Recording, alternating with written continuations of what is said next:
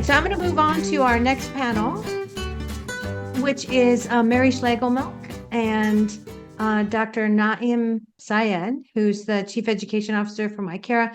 Mary Schlegelmilch and I are longtime friends. She's the education advocate for Cisco. Well, I'm going to have you guys both introduce yourself, and I'm going to start with Mary.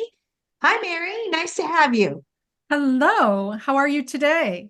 We're doing good. We've had some really good conversations so far. So let's introduce you and your role and your background, and then I'm going to have Naim do the same thing. Great. Well, again, thank you for having me on this panel. I'm excited for the topic of the conversation. I'm Mary Schlegelmilch. I am with Cisco Systems, and I help lead the Cisco strategy for Cisco in the K-12 area.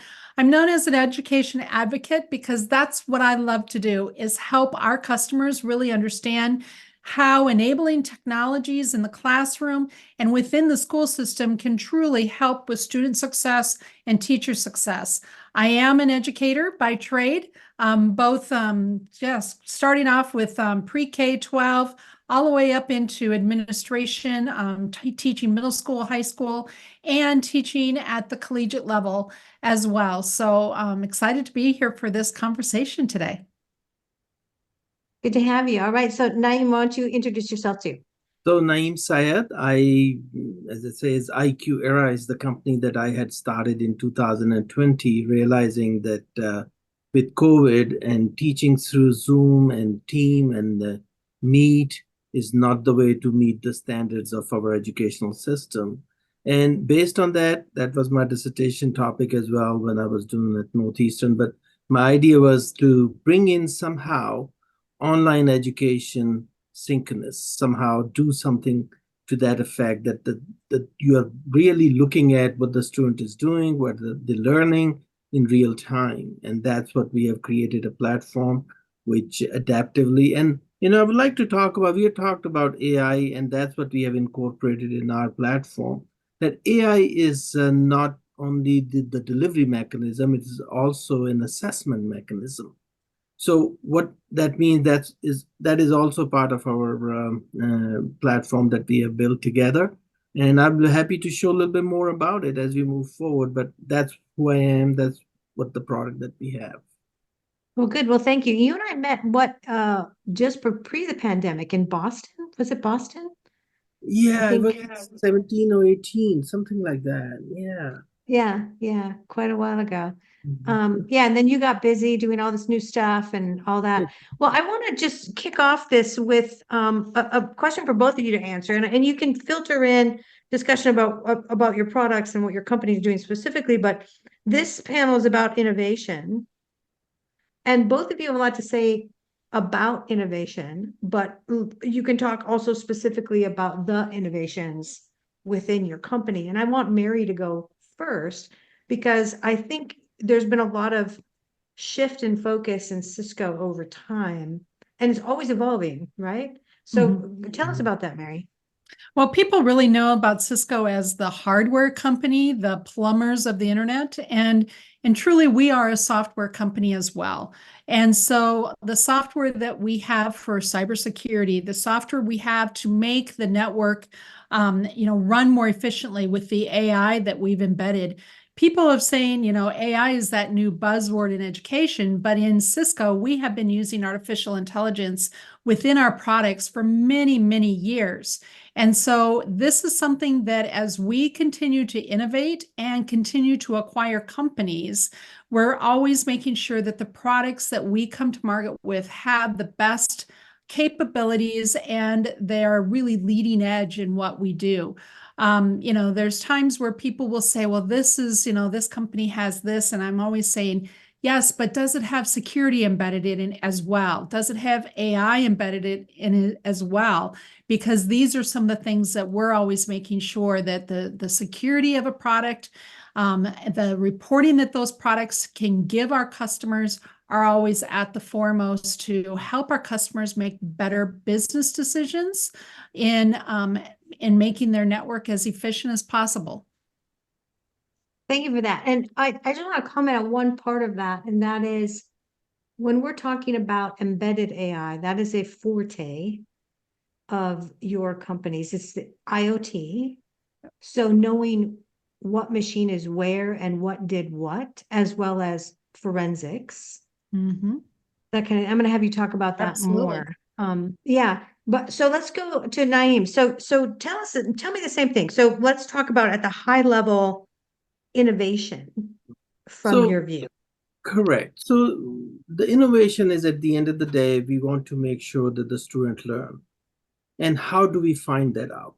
And that's where AI need to apply. And that's what we have applied in our system. So if a student is delivered a content, there are the triadic process. You deliver, you assess, and then you intervene. And so everybody has a mastery in a topic. And that's the bottom line of our educational system. Now, in the process, you create creativity, you also create collaboration and all those things.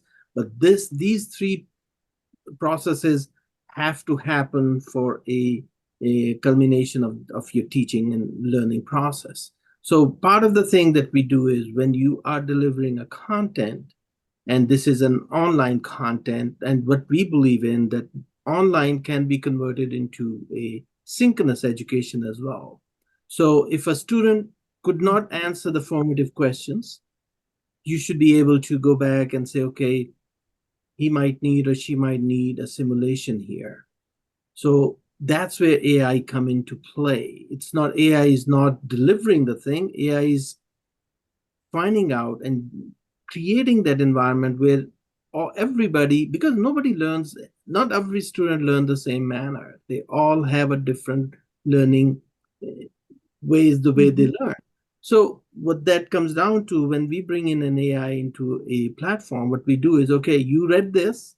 Can you answer this? This is an atom. Can you tell me what the nucleus of an atom is? And if we can answer, I really need to go around and say, tell you, okay, maybe look at an atom, or maybe here's a simulation of an atom. Do something about it and then figure it out, how a molecule is formed. So that's where the AI comes in. AI does not come in through a chat GPT to deliver you what an atom is or what the article is. It is to figure that thing out.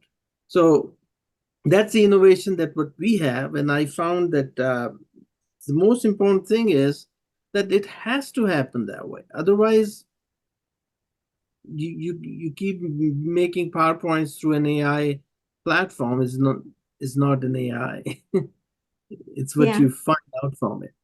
Well, what you just described is that AI is intelligence.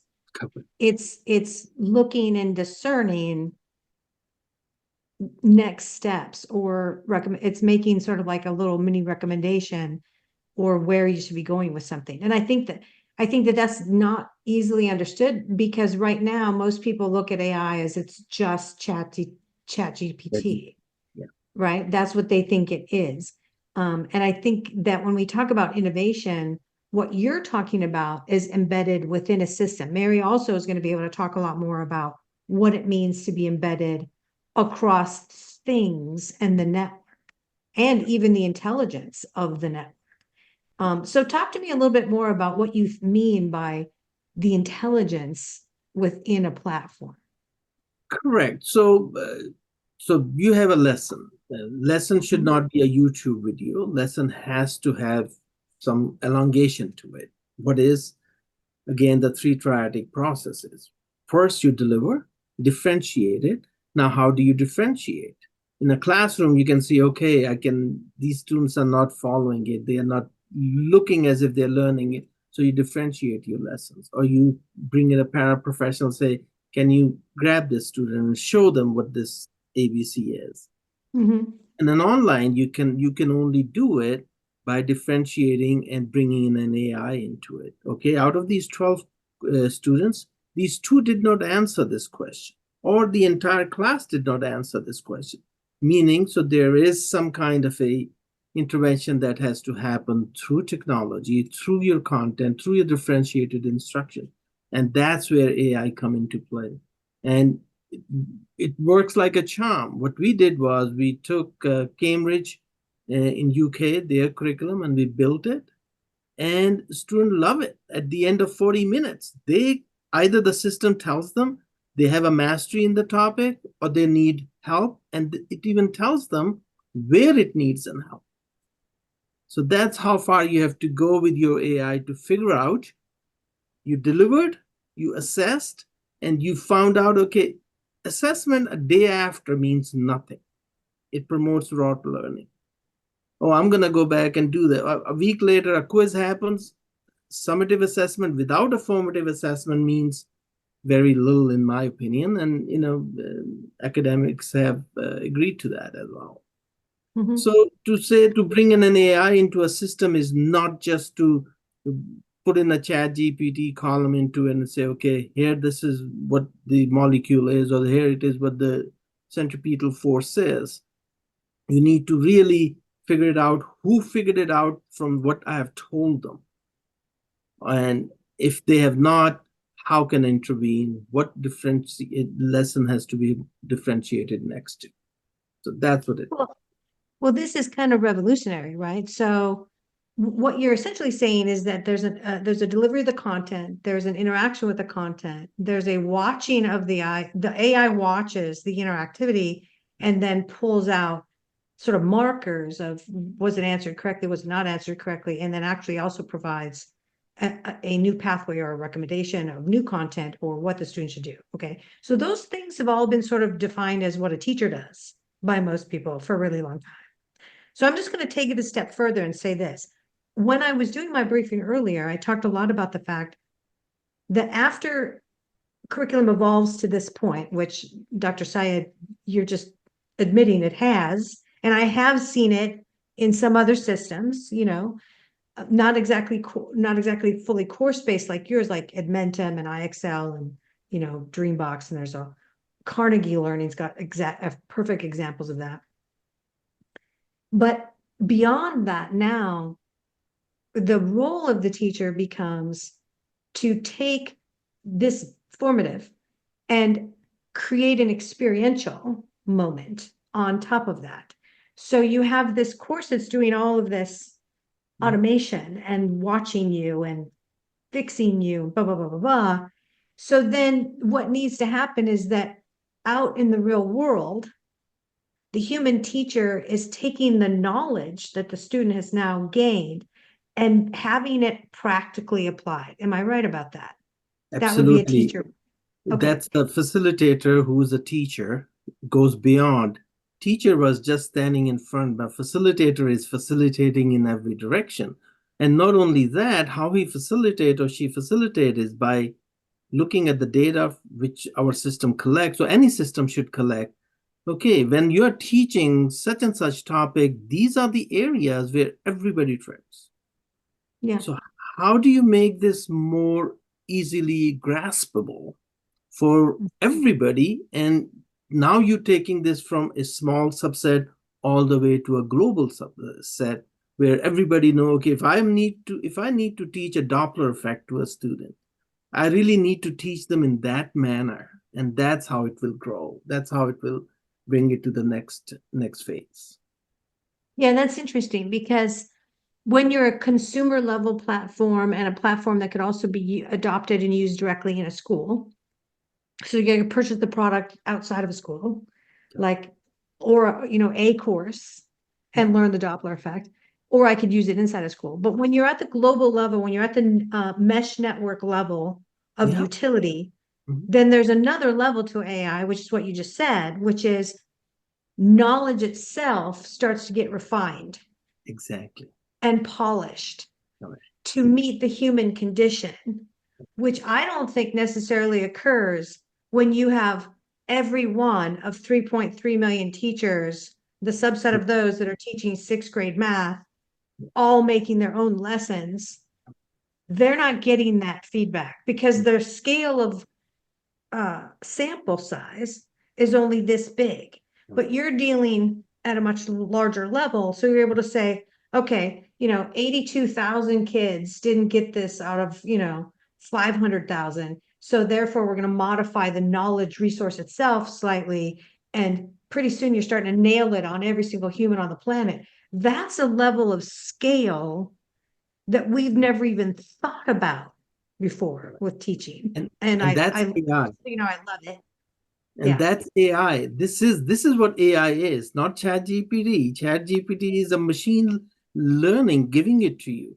AI is how do you get, see, teachers have been working in silos. You have three teachers teaching the same class in the different buildings. They're all teaching differently. Yeah, You it's need to bring crazy. them together. Correct. Yeah. Well, plus what you're doing when you're using AI to refine the bits of knowledge and how they're purveyed, Mhm. you're also then able to normalize operations, and then your calculation of progress is on a much larger scale. Like, you're not a sample size of 30 kids only on a curve, graded No, on a, you're on a sample size of millions, which correct. is a totally different dynamic. Correct. Yeah, I like that a lot. Well, I'm gonna come So, back to you on that. okay, I just want Um, to add one last thing to it. I mean, so we build this curriculum for there are 10 million students who go through that particular curriculum. It's from University of Cambridge in UK. And mhm. we see the results from them, and not everybody studies from our process, but we do get some data about it. And we can see, so if there are a class of 500 studying through, everybody's screen could be different because everybody's learning it in their pathway. So it's personalized. It's not that, okay, I'm standing in front and I'm going to lecture this whole thing up. So that's what I want to add that to it. Well, thank you. Please go ahead. No, that was a good clarification, because essentially what you're saying is the AI applied to courses creates a dynamic Mhm. adjustment of resources within the course. Love it. That's obviously a needed clarification. And you don't do that as a human teacher very often. What you do is you build your course and you have your resources and you spin them out to the kids, and they get pelted with questions. And then you spot that these 6 kids over here aren't getting it, and they all have a different reason why they're not getting it. And then you try to remediate, which you don't have time to do. And then you get to a few of them, but you know that maybe you didn't do it quite right because it was such a sketchy rush. And so they're going to get Fs. Two out of the 5 are going to just get an F, right? This is the reality that AI is coming into the breach for. Am I right? Correct. Exactly. Correct. Okay, good. All right. So I want to go back to Mary. Just let's keep this really dynamic for our little conversation here. We have almost a half an hour left, so we have a lot to talk about. Mary, so the levels of AI Mhm. from this view from Cisco, multitudes, right? So let's talk about those.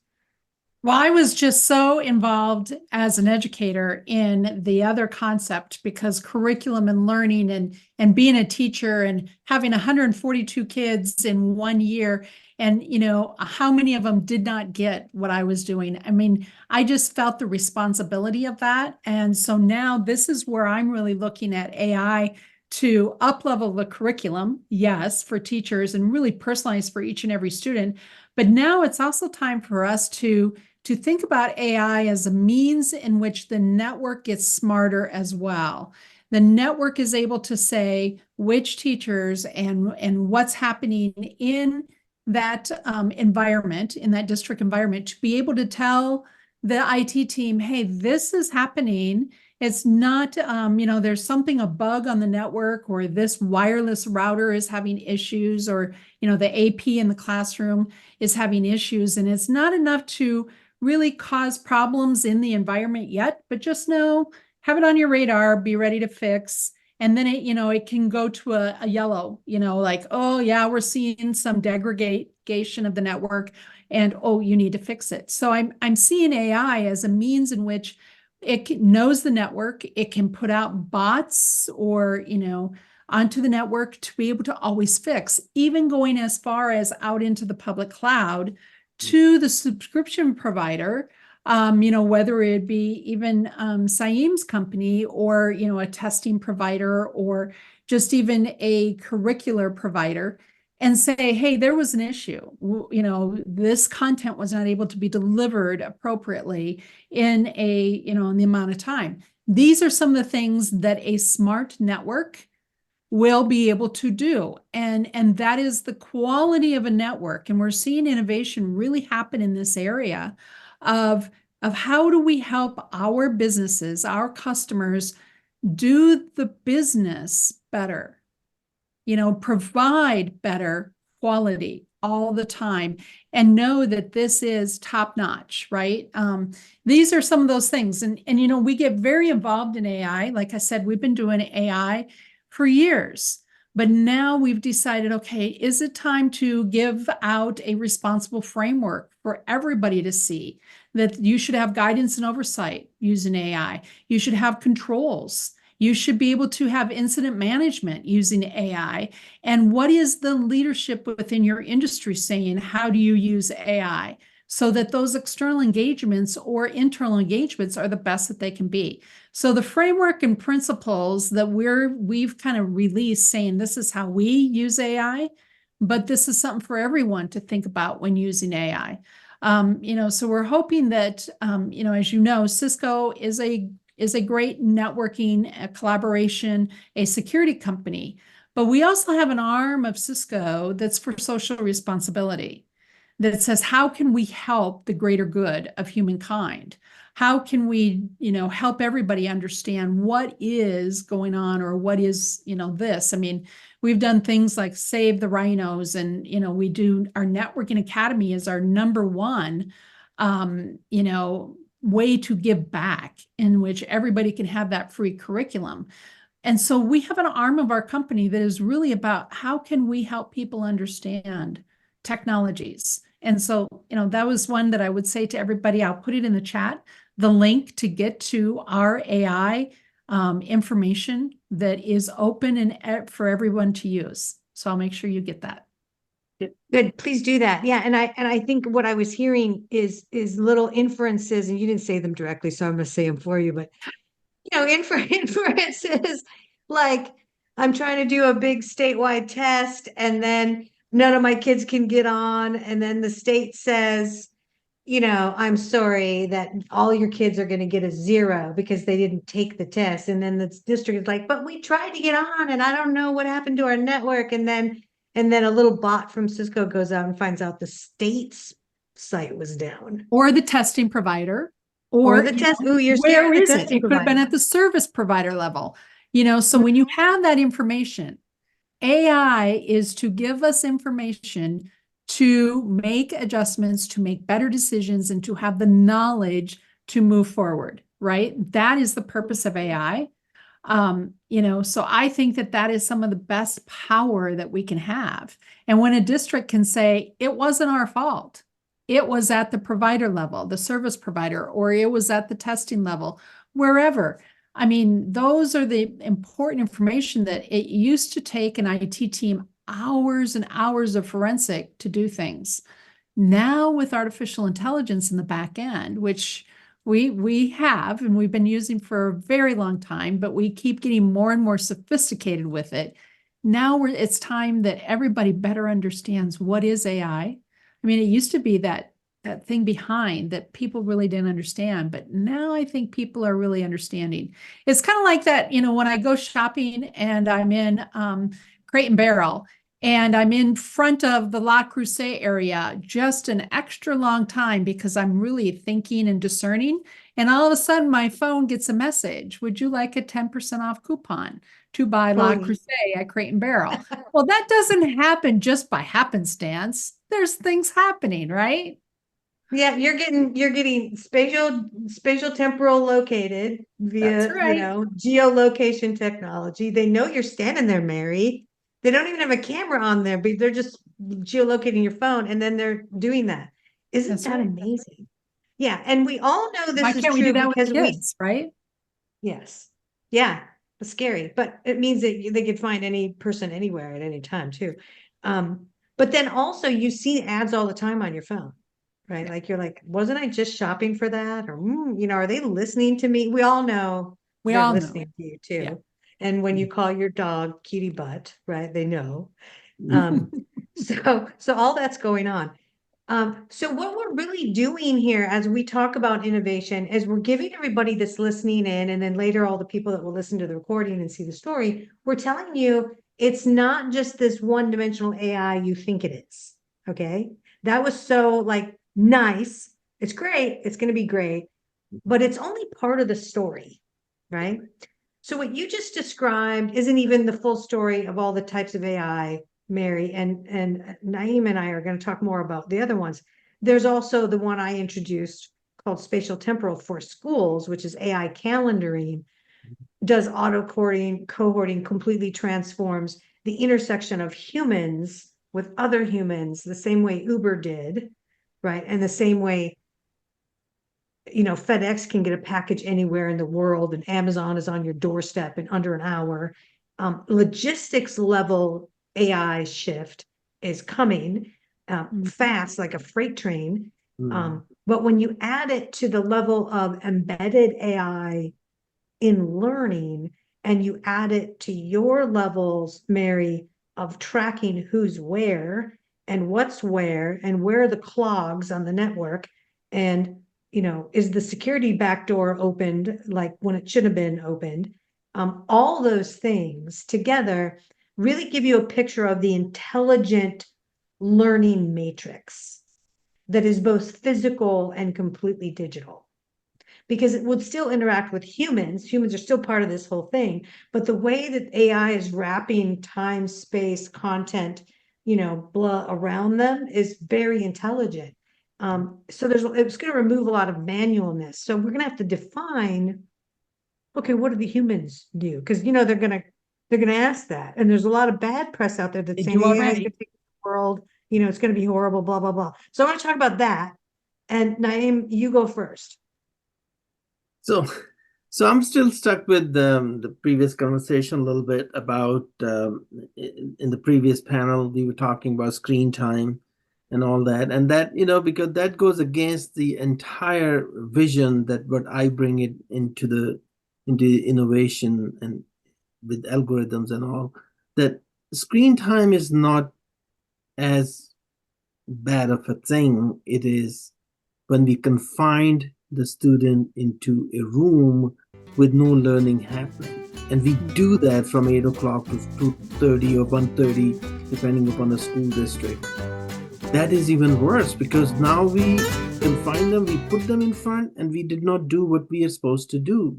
And I'm not saying everybody, even if there's one child, and I don't want to say the slang, one child left behind, no child left behind, because it has a political connotation to it.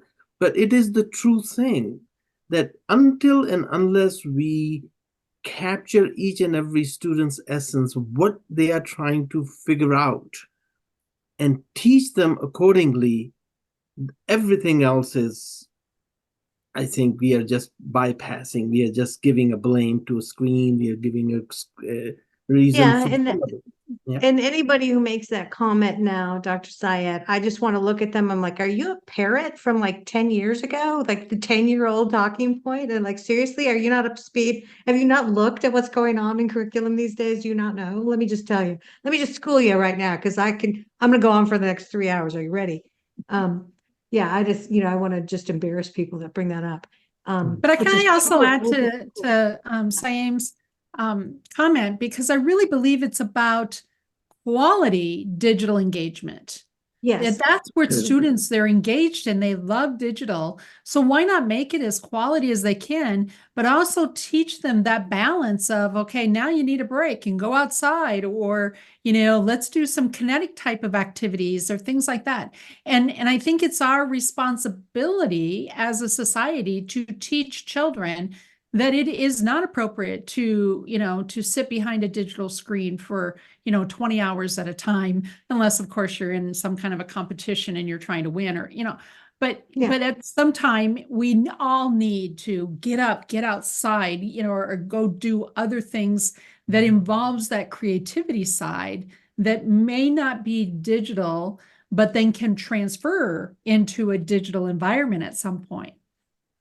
Yeah, and that's why I like what Dr. Syed is doing, because he's created a platform, a way. So it's like it's content, so it's way beyond an LMS, which for me is just a framework of loose objects, many instances, and the objects themselves are not co-interactive. They're not intelligent objects, right? Which is very different than what he's doing. But even beyond that, back to you, Mary, is that the intentionality of the togetherness is this century's challenge. Mhm. Because I have to tell you as a CEO, and I know you guys are executives as well, and probably everybody else that's on right now is an executive, you don't go to a meeting unless you know why. Unless it's your boss, right? Then it's like, okay, I gotta go because he called me in. But you'd be like, why am I taking this meeting? How long is it? I'll give you 5 minutes, right? You wanted an hour and you can have 5, right? The same is true of children. Like if they can be in their learning, even if it's a lecture that's been captured, it's still somebody's human voice, right? Why do you have to do the same lecture over and over and over again? Just capture it once and then you just spin it out. Like, but then when you're together, this is your job as a teacher. You better make it good, right? There's a reason for me to be here in your school, right? Because I'm going to get to see what Johnny says and Emily says and all the other little kids, right? And then you're going to lead this dialogue, or you're going to use an interactive whiteboard, or you're going to do something that makes a surprise, exponential, experiential moment to complement the fantastically well-crafted stuff that's using AI to give me exactly what I need. So I got that, but now I have an experience that doubles down that I can retain the knowledge. So teaching, I believe, in a complement position to AI is all about retention of the knowledge, right? It's really where it's at. And you guys know this as teachers, both yourself. So I'm coming back to you, Naim. What is your thoughts on what I'm just saying? So, so when we train a teacher, obviously we take a long time bringing them into a university classes. They go into school. We are training them wonderfully. We are telling them excellent methodologies, Socratic method, the Harkness method, all those things are taught to them and they understand it fully. The moment they enter into a classroom, everything goes sideways.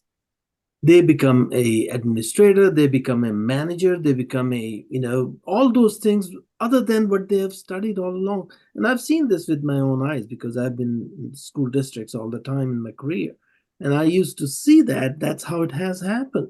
So what can you do to make that take it to the next level is give them those tools where they can manage it without going into the student, okay, why you're not paying attention, why you're looking that way. You can change that. We feel proud in throwing a tablet in a student's hand without even giving them the tool. See, it is just a tool. What is inside what they're going to access is the piece that has to be important to us. And everybody is looking at, okay, every student at school has a Chromebook. Everybody. Well, wonderful, that is great, let's make it to use, so let's bring it to the teacher so this teacher can deliver it. And so when everybody is studying, literally when we did our in a synchronous, in a classroom, in a face-to-face classroom, we put our software and the teacher is teaching, the graphs are formed. There are 20 students, they're answering, this student is not even answering the third question and he's skipping it or she's skipping it. The teacher immediately knows and attend to that student while not interfering with the other students. And I'm sure there must be other educators here in this meeting here. I am available, happy to share all this with you guys, give it to you, look at it, what you see. And once you look at it, I'm happy to share some videos as well. See, a student is studying, you are creating a graph behind it. And you are also, that AI is manipulating. Okay, this student answered this question first time wrong, but the second time he was or she was able to answer it.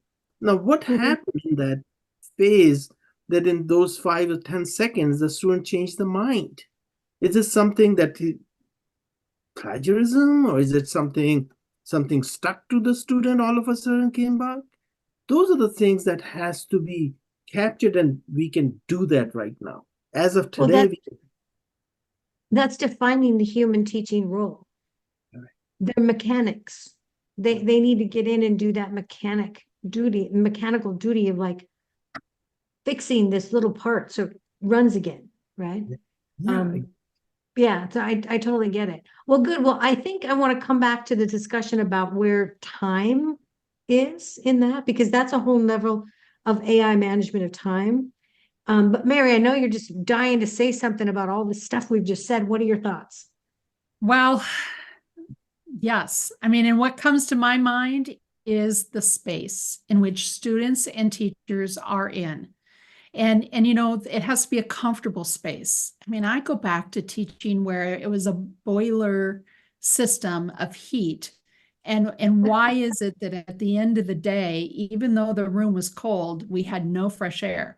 I mean, we have to have fresh air. We have to have great lighting. We now can adjust the lighting based on the circadian rhythm of students and when they had lunch and how were they, the time of the year and the sun coming in the windows. And we can adjust all that now, and we can adjust the airflow of the room. All of that is part of a modernized infrastructure that can help the learning environment.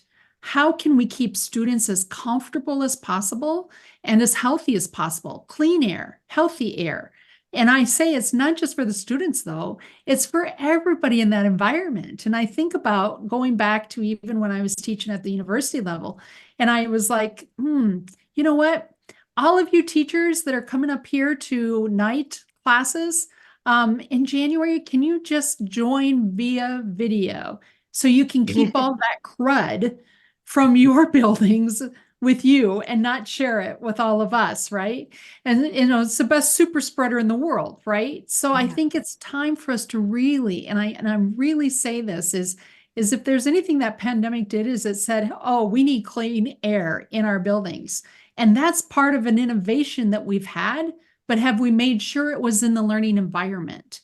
And so there's a reason why students have always said, I want to just lay on the floor and read a book. You know, I read better there than sitting at a desk, you know, because it was uncomfortable. And think about all of those things that we can make the learning environment as pleasant as possible so that learning can happen, so that they can attend to the learning and not like, oh, it's so hot in here, or, oh, I can barely see, or, you know, just whatever the reason may be, right? So I wanted to add that little bit because I think that is super important. And now it's all part of the network because with IoT and the way AI can happen, we can adjust all of those things based on sensors in the room. Good. So the network can do that. Because what I was just going to say is that reminds me of college, where if you're doing just a little group project and you had a classroom, if you didn't wave your hands every once in a while, the lights would turn off. It was great if there was really cute boys in the class, but other than that, yeah. So, good. Well, those are the two. So you just talked about space, and I had brought up with Dr. Syed the fact that what he's doing within his platform is really new. LMSs don't do this. None of the courseware does this. Is it's managing on a clock. And this is one of the key points that I want people to take away from our discussion today about where AI is going. And that is AI through Cisco with managing space, right? And through spatial temporal AI managing space use, you know, who's where. But curriculum itself is also going to manage on time. So the spatial temporal part coupled with the AI as to what you're doing specifically is now both parts are built into a platform, Dr. Syed. So when you actually start looking at running all of learning and the intersection of the humans, it's a completely different dynamic because the technology is watching space and it's watching time at every level. And that's a total paradigm shift from thou shalt have a 45-minute Carnegie unit and then go to the next 45-minute Carnegie unit and then do this. And nobody's looking at the minutia inside that window down to the student level. They're not watching that. Now software can watch that. And it's literally a quantum shift. So that's what I'm talking about when I'm talking about AI. So go ahead, Dr. Syed. Time is the most important thing. We know left brain, right brain combination. When a child looks at it or try to grasp it, gets into the left side of the brain, you intervene with them, you try to interact with them, it moves on to the right side, and that's where it stays for a longer time. That's what this learning is all about. Time is the most important thing in this whole thing. You cannot have a content delivered and then have a break of 20 minutes and let the student come back and answer you the question. That all that quick learning has already gone. You have already wasted that time. Now what is going to happen is the students try to recall something, whatever he or she can, and then try to make it, it's a learning. Practically, that's what happens. If I'm not a medical doctor, but I do study a lot of these articles about it, that listen, you engage the student and you can, that's one of the ways that Socrates used to teach. I mean, that's what the stories we have heard. He used to ask questions. And that's how he makes people to think and learn and then answer it. The moment you answer a question, it goes into the other side of the where it stays. And that's what we are doing with the time. You do a content, you immediately assess them, formative assessment. The same thing you have just told them. You just told them there are 7 days in a week, and Monday, Tuesday, and today is Tuesday. And then in the end, you ask a question, what is today? That is the kind of formative assessment you do with those particular contents. So student immediately recalls, here it is. This is what I will recall because the day I did this was Tuesday. Will stay in his or her memory for a longer time. And the time is the essence thing, most important thing in any, whenever you're imparting learning to a student. And this is minimal in our school districts, very minimal. The concept of homework. What was the concept of homework? You used to have one room school.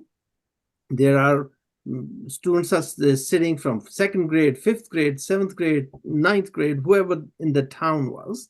And then at the end of the 40 or 50-minute class, the teacher, there are 1 or 2 teachers there, they will give them a little assignment. Go home and just do this. So they can figure it out.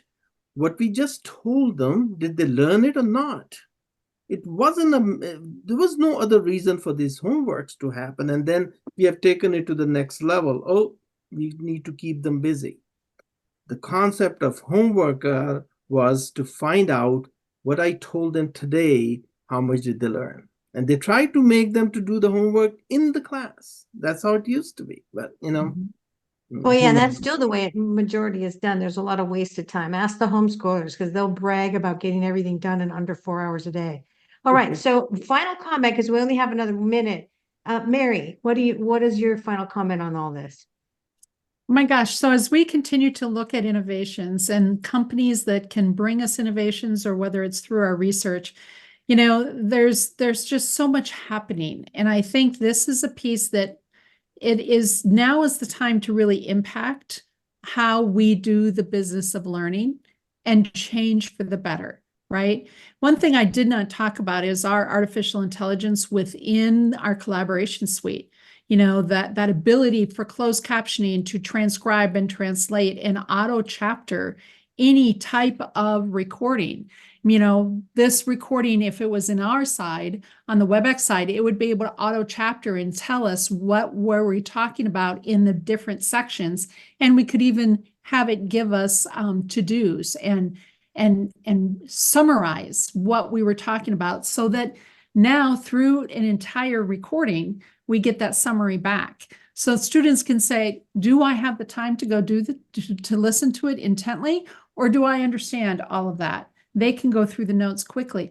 And I think there's so much information for our students to absorb and learn and just really discern that our curriculum is too small now, almost. I mean, look at what we're taking out of history curriculum because we have to stay within that semester, you know, and they're missing super valuable lessons, right? So I think we have to continue to find ways in which we can get the knowledge to them at a faster pace. Yeah, so times of this. So let's leave everybody on that. Innovation and AI are moving to have a time quotient somewhere embedded in parts of all that besides just the knowledge embedding. So this is the future of innovation. Mary, thank you so much. Dr. Naim, Syed, thank you so much.